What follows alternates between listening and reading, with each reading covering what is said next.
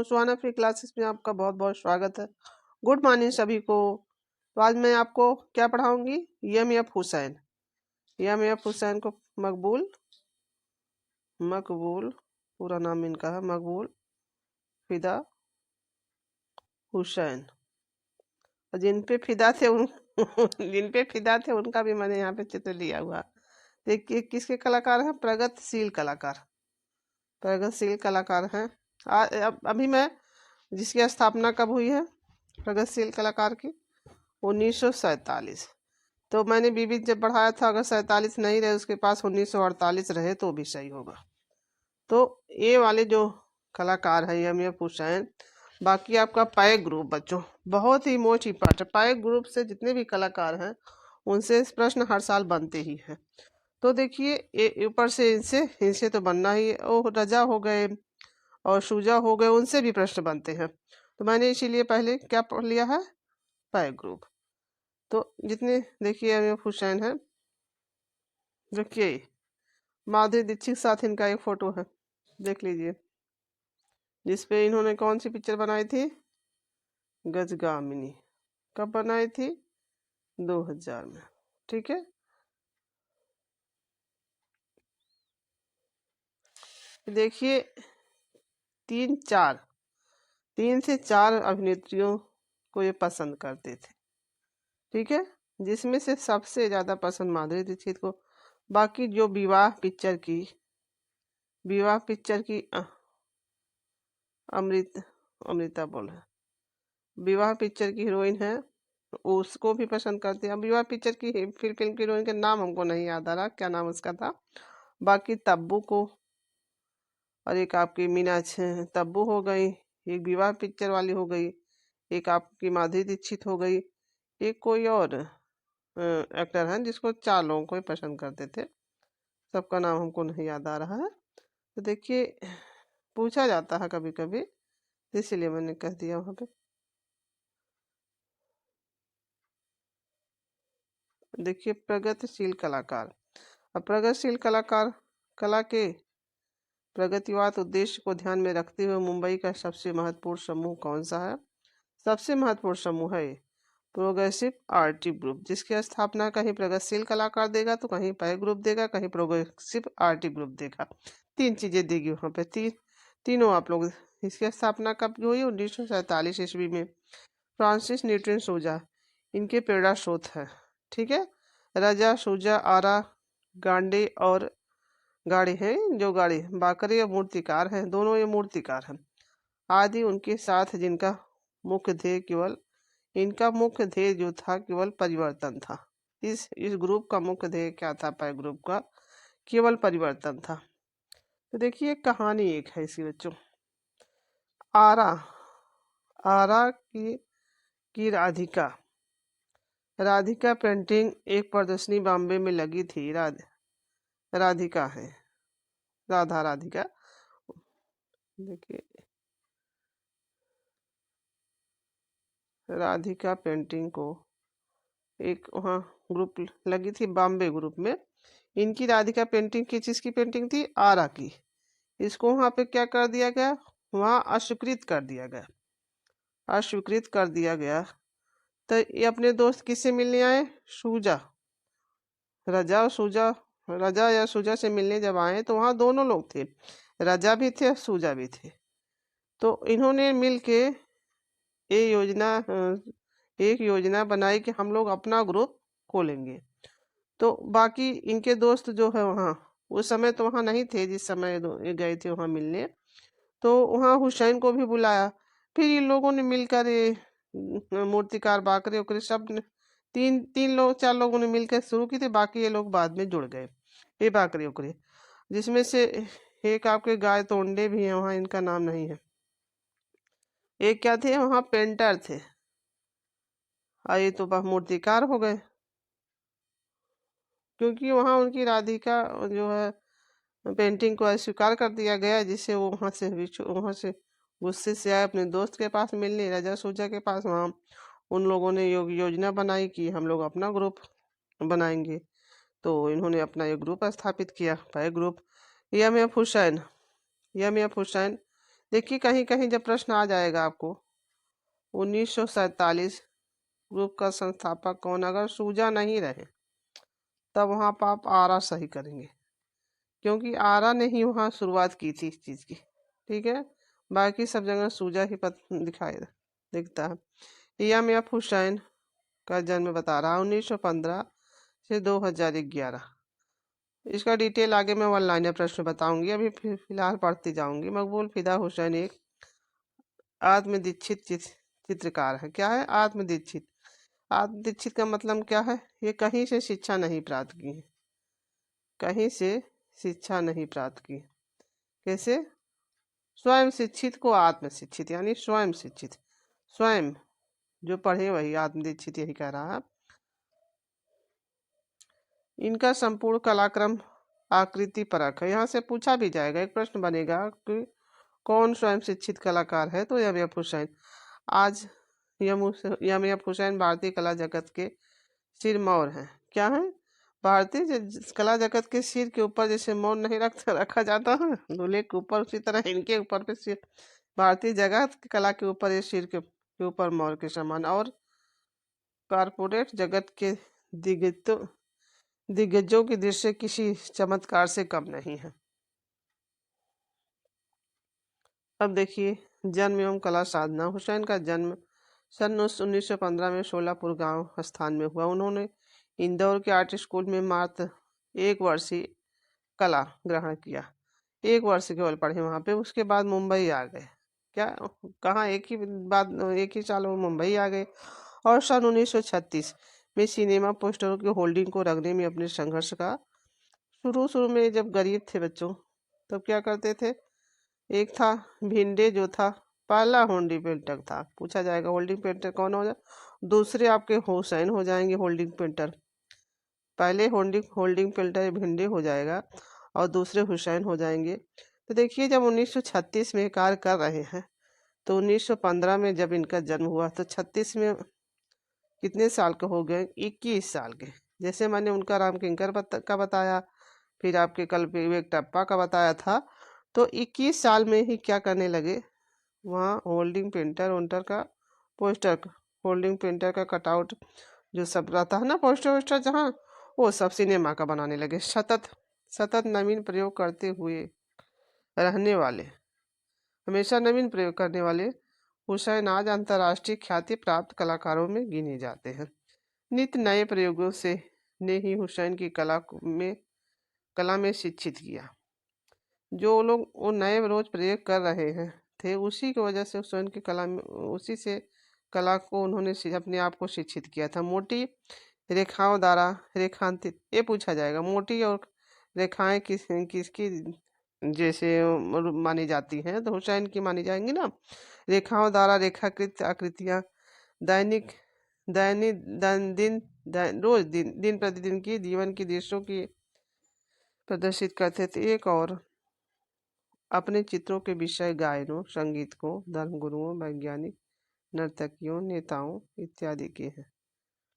जो दूसरी ओर अपने घोड़े, हाथी, पशु पक्षी, तीर कमान और लोक प्रतीकों का भी चित्रण किया। सरस्वती, कृष्ण कथा, माधुरी, घोड़े, महाभारत आदि पर चित्रांकित श्रृंखलाएं आपकी पहचान है।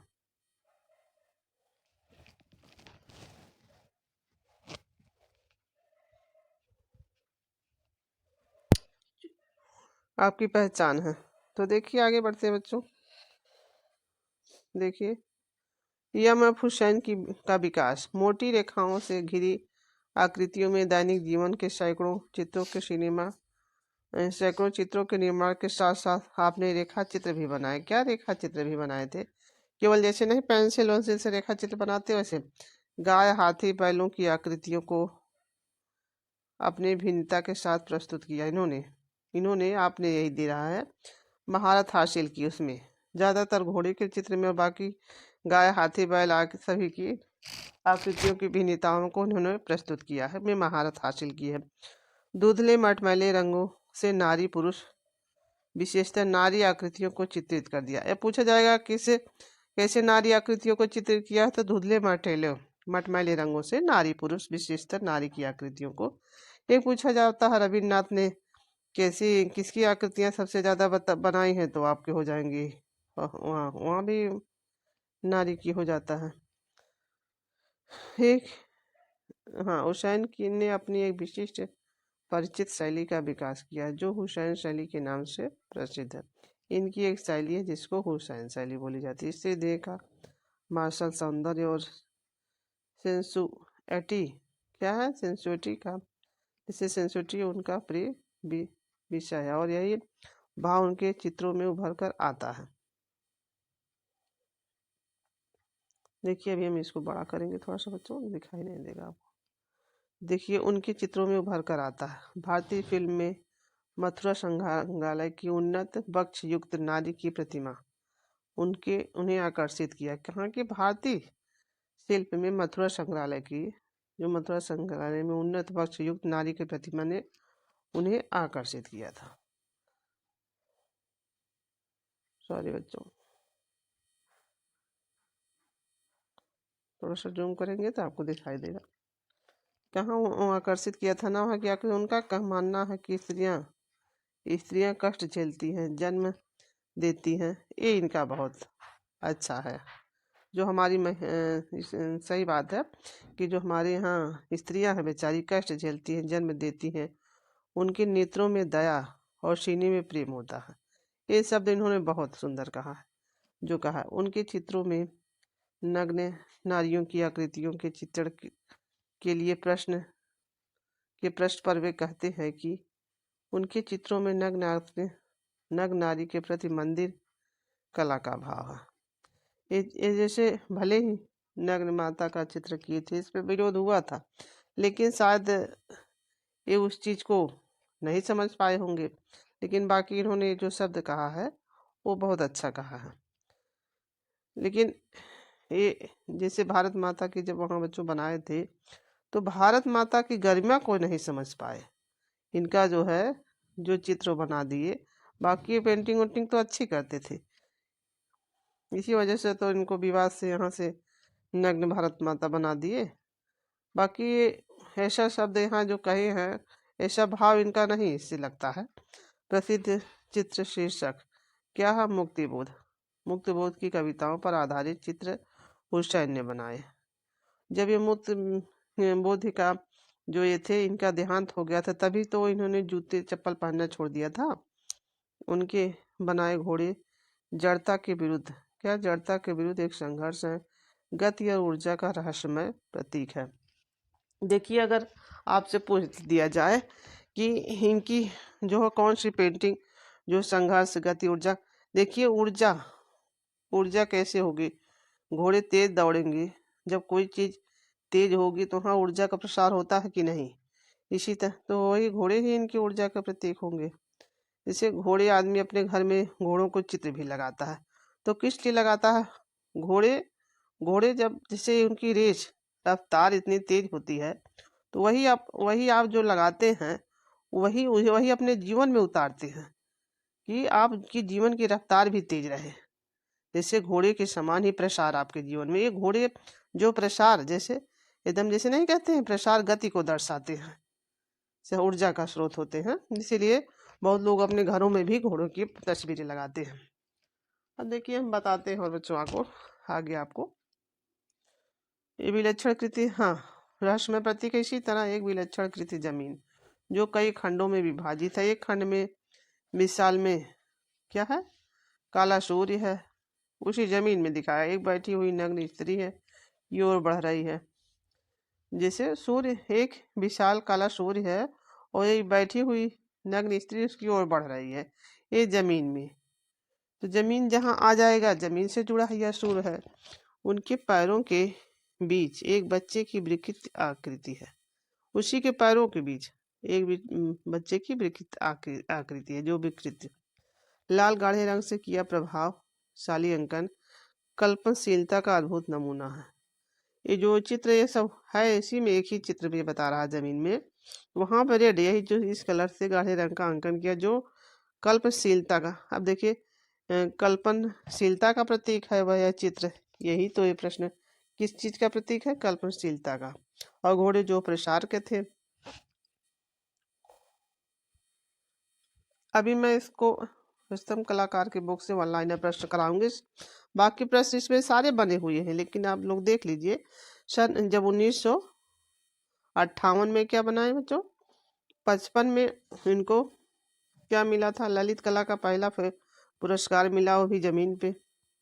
ठीक है, तो 2 साल बाद, 56 नहीं 3 साल बाद ये क्या बनाए हैं? लैंप। और तो ऐसे जब आप याद रखेंगे, ये जमीन को याद कर लिए ये 55 में, तो उसके 3 साल बाद ही क्या बना दिए? लैंप और मकड़ी के बीच रहस्यमय अंकन हो जो बनाए हैं, वो मुक्ति का आवाहन करते ऊर्जा के अक्षय स्रोत घोड़े हैं।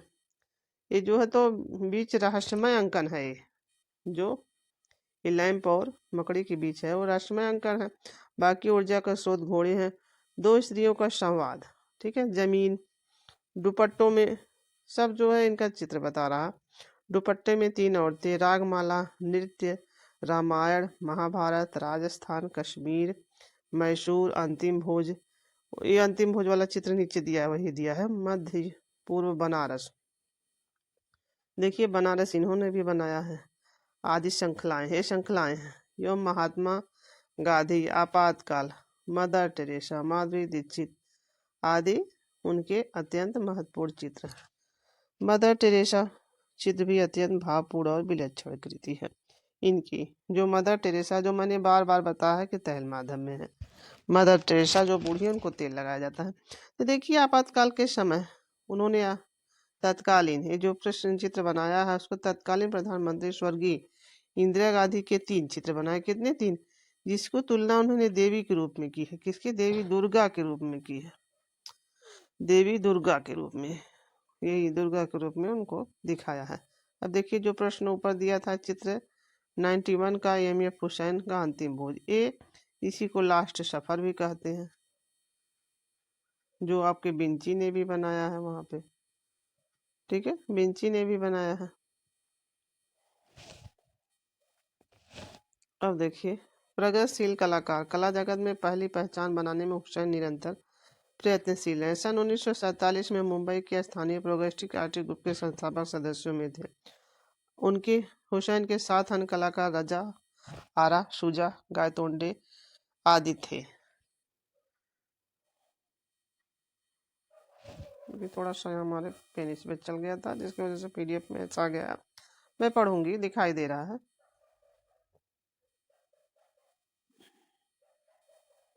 देखिए बच्चों, अब इनकी प्रदर्शनियां कब लगी हैं? प्रदर्शनी सन 1950। कब? 1950 में हुसैन ने अपने चित्रों की प्रथम एकल प्रदर्शनी मुंबई के, यहाँ सही नहीं लिखा, हमें ही लिख दे रहे, मुंबई के कहाँ?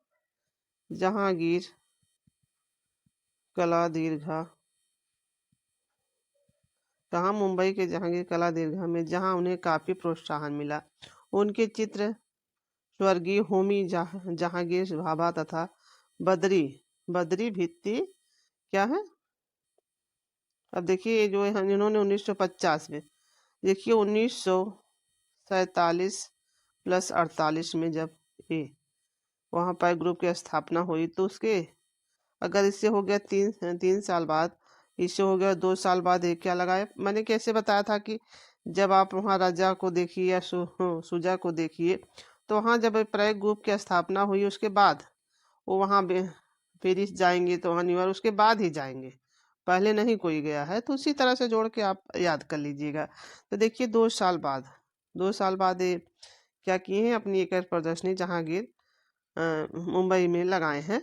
तो उनके चित्र हो जो, हाँ, काफी प्रोत्साहन मिला उनके चित्र, जो स्वर्गीय होमी जहांगीर भाभा तथा बद्री विशाल भित्ति जैसे कला प्रेमियों ने, जहां उन्होंने वो प्रदर्शनी लगाई थी, तो उन्होंने उनके चित्रों से काफी प्रोत्साहित हुए और उन्होंने उनके खरीद लिया सारे चित्रों को जो वहां पे लगाए थे। इसके पश्चात उनकी एकल प्रदर्शनी, वो तो प्रदर्शनी थी, अब अकेले को अकेले वाली प्रदर्शनी जो लगाते हैं लोग, उसी को एकल कहा जाता है। वहाँ किसी की प्रदर्शनी नहीं रहती, केवल एक लोग लगाते हैं अपनी। ठीक है, तो एकल प्रदर्शनी का सिलसिला जो भारत के प्रमुख शहरों दिल्ली, पहले दिल्ली, फिर मुंबई, फिर कोलकाता, फिर चेन्नई, फिर हैदराबाद, देखिए दिल्ली, मुंबई, कोलकाता, चेन्नई, हैदराबाद में जारी रखा। यही नहीं, विदेशों ने भी हुसैन ने अपने चित्रों की एकल प्रदर्शनी लगाई। हुसैन कला अध्ययन एवं अपने चित्रों की प्रदर्शनियां हेतु अनेक यूरोप के विभिन्न देशों का भ्रमण कर चुके हैं। केवल ये अपने चित्रों की एकल कर प्रदर्शनी और अध्ययन के लिए वो अनेक जैसे पेरिस में तो वो कतर की नागरिकता लिए थे, लंदन में वो मरे थे, और पेरिस तो रजा गए थे। लंदन, ये भी पेरिस गए, लंदन, वेनिस, प्रांग, साथ न्यूयॉर्क, मॉस्को, चीन, जापान की भी इन्होंने यात्रा किया था।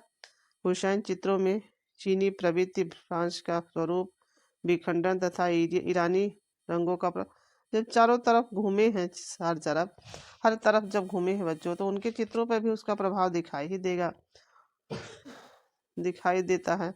सन 1971, ये वाला बहुत महत्वपूर्ण, 71 में क्या किए हैं, महाभारत की कथा के करीबन कितने चित्र बनाए? प्रश्न अगली बार आया था कि महाभारत की श्रृंखला किस पर बनाए हैं? 30 चित्र बनाए हैं, जिसको याद रखिएगा। ब्राजील की एक चित्र प्रदर्शनी में पिकासो के साथ प्रदर्शित हुई। कब? पिकासो के साथ, इसीलिए इनको भारत का पिकासो। सन 1970 में हुसैन अपने त्रिवेणी कला, कब?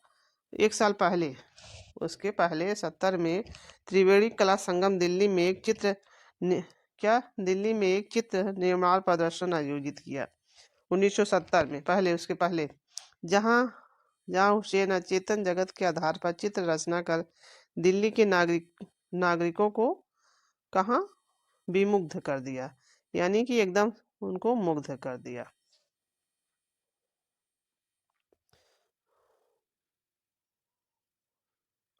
फिर देखिए, हुसैन अपनी एक अमूल्य कृति, क्या है?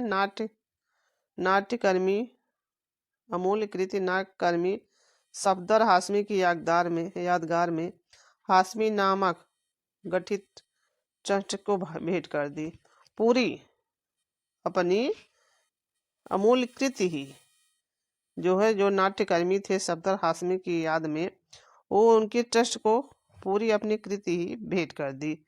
कला की सार्थकता, प्रसिद्धि, पुरस्कार, यूं तो हुसैन को अनेक पुरस्कारों से नवाजा गया, किंतु पुरस्कारों में सन 1900, यहाँ दिख नहीं रहा, हम लिख दे रहे हैं पे 1955 में केंद्रीय, जो मैंने बताया था, केंद्रीय ललित कला अकादमी का पहला पुरस्कार इनको दिल्ली का, वो भी दिल्ली का है। केंद्रीय पूछा जाएगा कहाँ का, उसमें नाम दिया रहेगा तो आप क्या कहेंगे? केंद्रीय ललित कला अकादमी दिल्ली का। कौन से दिया रहेगा? 55 में कौन से किसी ने इनको दिया है?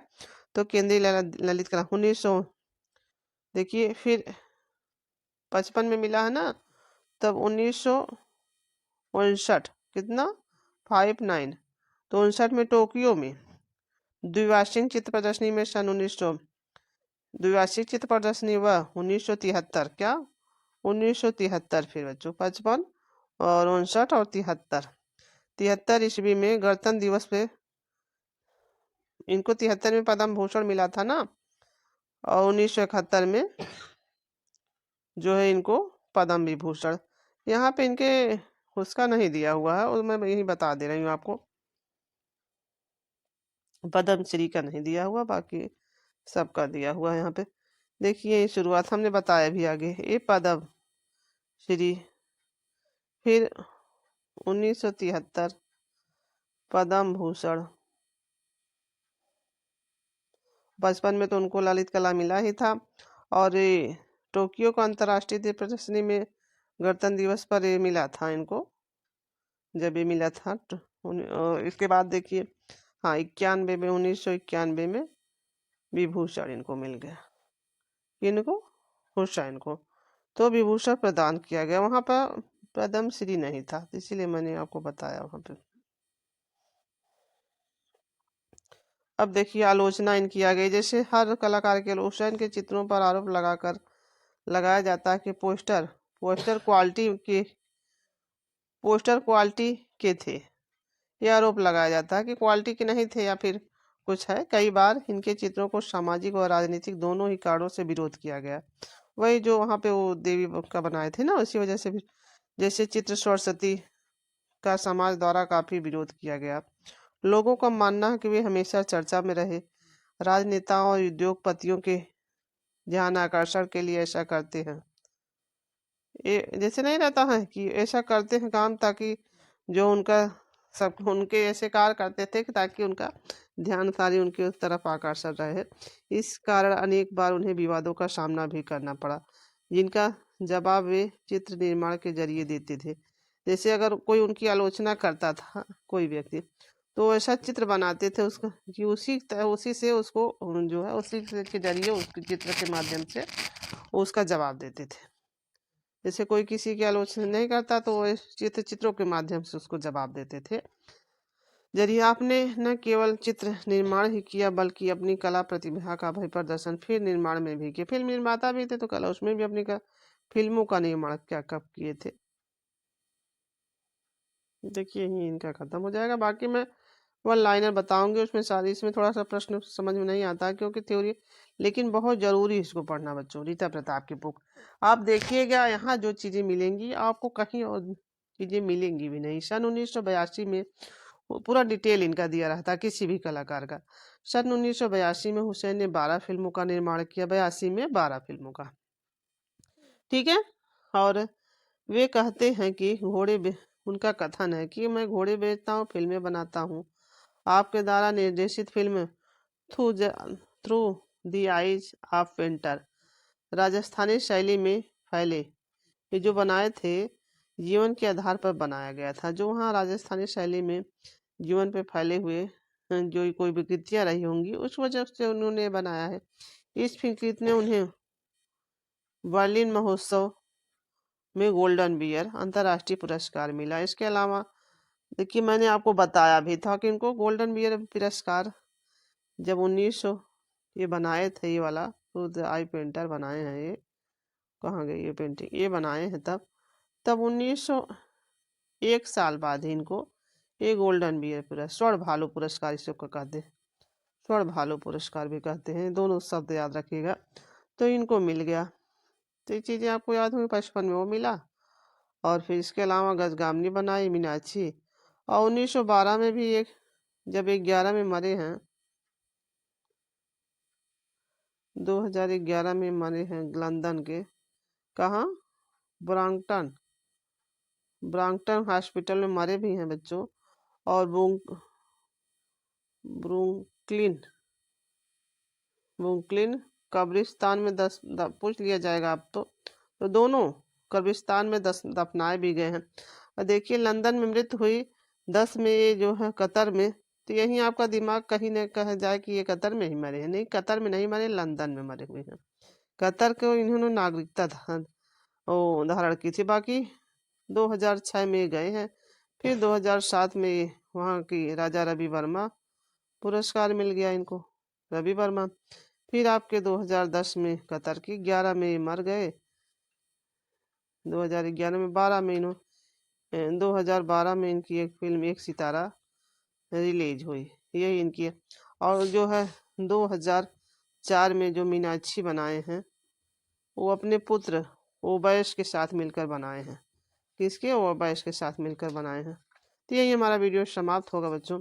बाकी अभी अगली क्लास में मैं इनका वन लाइनर प्रश्न बताऊंगी, क्योंकि एक जो इनके चित्र जो है बच्चों वहाँ जब मैं बताऊंगी तो सारे के माध्यम भी वहाँ लिखा होगा। यहाँ पे कुछ चीजें हैं तो कुछ चीजें वहाँ पे आपको मिलेंगी। इसीलिए दोबारा एक कलाकार को 2 बार आप पढ़ेंगे तो एक किताब से कुछ चीजें आपको मिलेंगी, बाकी कुछ चीजें अगली क्लास किताब से मिलेंगी, क्योंकि एक बुक में सारी चीजें नहीं रहती हैं बच्चों। इसीलिए जब वहाँ पढ़िएगा तो अच्छे से आपको याद हो जाएगा। ठीक है बच्चों, तो धन्यवाद आप सभी का। सॉरी, क्या हो गया ये, थोड़ा सा देखिए ऐसे हो गया लगा, थोड़ा PDF इधर उधर हो। धन्यवाद बच्चों आप सभी।